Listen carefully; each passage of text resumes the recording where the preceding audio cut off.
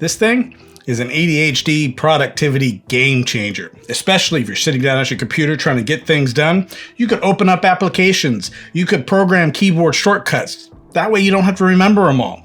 As you can see, it operates the lights and possibly other smart home devices. You could program one of these buttons to type up reoccurring emails, if that's something that you do in your job, that way you don't have to look for the template, copy, paste it. All you gotta do is put in the email address and hit send. I mean, what can't this thing do? Well, I guess it can't do laundry, because if it could, then it would be a perfect system. Yeah, kind of stinks.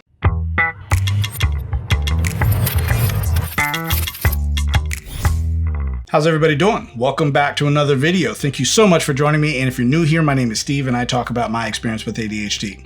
And this is part 2 on a series that I'm making about how I manage my ADHD on a daily basis. If you haven't seen part 1, I'll link it up there and down below, but part 1 is more of an introductory. It talks about finding the immediate problem you're trying to solve when you're coming up with your ADHD hacks and systems. My immediate problem, especially when it comes to work and trying to get things done, being productive, is minimizing steps. The steps it takes to start the task and even get through the task. And that's what this thing does. This is the Elgato Stream Deck. Not sponsored. I'm not getting any money out of this, especially because it's not a review, because I'm just telling you how I use this to manage my ADHD and be more productive. This is actually designed for live streaming using OBS, Twitch. Hit a button, it changes the camera angles, add overlays, add sound effects, all that type of stuff. And I don't know much about live streaming. I technically don't even plan on doing live streaming, only because these things usually take multiple takes.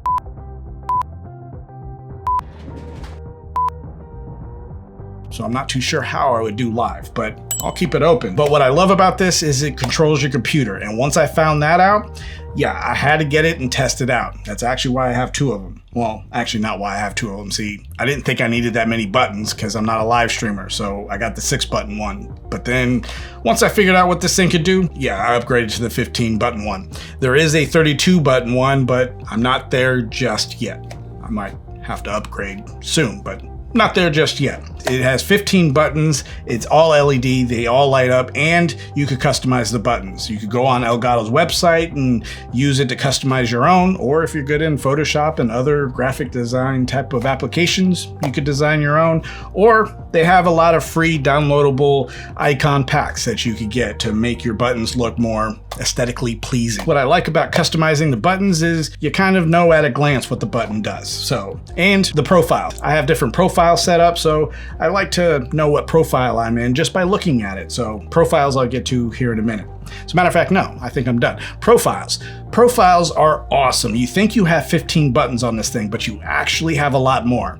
Anytime you create a profile, you actually get 15 extra buttons to program. So a regular profile is really more about trying to take like items and putting them together. So for example, I have a default profile that really kind of controls my computer at the basic level. Opens up my task manager. I can get into my hard drives, open up documents, maybe an application here and there. But then I have another profile that's my creative suite. It has all my creative applications that I need. Lightroom, Premiere Pro, Photoshop, After Effects, and anything else that I might need when I'm in that creative space. But then I have an admin profile that really is just for playing my music and adjusting my headphones, the volume, and switching from track to track, playing and pausing and all that other stuff. So it's really more for kind of an admin purposes. Those are my regular profiles.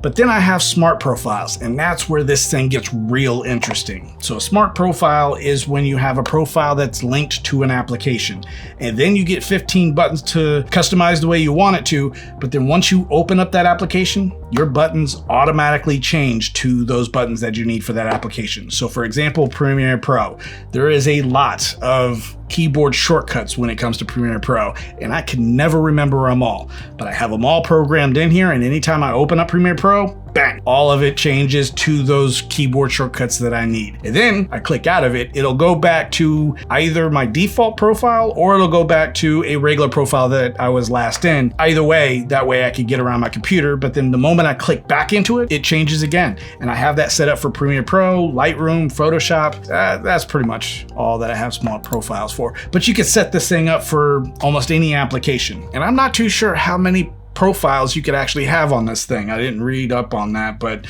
I mean, like I said, 15 buttons, but that's actually 15 times, let's say 20. That's, yeah, I'm not even gonna try. I can't keep numbers in my head, but that's a lot of buttons that you could use. Like I said in the intro, you could actually set this thing up to type up reoccurring emails rather than looking for the template and copying and pasting it. All you gotta do is hit a button, it pulls up your email, it types it out, and then you just have to enter the email address and hit send. It totally takes out a lot of different steps. I haven't scratched the surface of what this thing could do.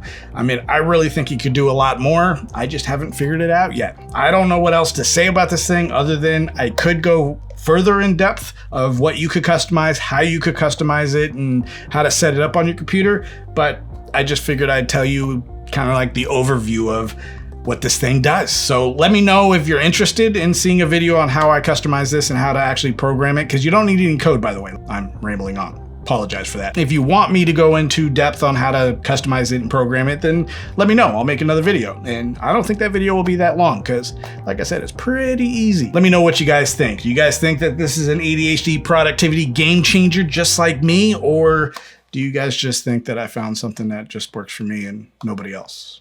I don't know. So let me know in the comments below. I want to hear what you guys' thought on this because I'm really excited about this. I love this thing. And I will see you next time.